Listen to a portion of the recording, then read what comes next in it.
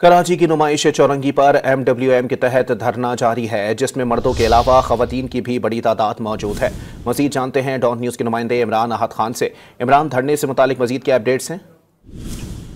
देखिए, बिल्कुल मुआहिदा तो हो चुका है, 14 निकात पे मुआहिदा हुआ है, मगर उसके बावजूद भी नुमाइश चौरंगी पे बड़ी तादाद में खवातीन, बच्चे, बुजुर्ग और नौजवान यहाँ नजर आ रहे हैं धरने में। और उनसे हमारी बातचीत हुई, उनका यही कहना है कि मुआहिदे की इत्तला जो है वो आ गई है। जब तक उनका कहना है कि ये बाकायदा ऐलान नहीं किया जाएगा वहाँ से, खैबर पख्तूनख्वा के अंदर से, उस वक्त तक हमारा धरना जो है वो जारी रहेगा। सख्त सिक्योरिटी के इंतजाम में यहाँ पर पुलिस यहाँ पर मौजूद है, जबकि धरने के जो शुरा हैं वो भी यहाँ पर बड़ी तादाद में मौजूद है। और उनका यही कहना है कि जब तक वहां से हिदायत नहीं आएगी उस वक्त तक जो है धरना खत्म नहीं किया जाएगा। जी, कराची की नुमाइश चौरंगी पर MWM के तहत धरना जारी है, जिसमें मर्दों के अलावा खवातीन की भी बड़ी तादाद मौजूद है।